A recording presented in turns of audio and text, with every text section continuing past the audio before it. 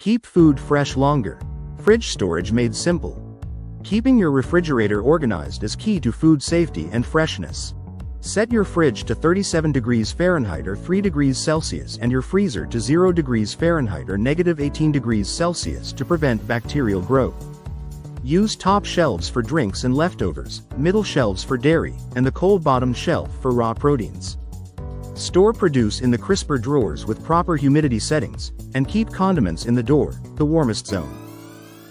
Don't overcrowd shelves, use clear containers, and label leftovers to reduce waste and keep your family safe.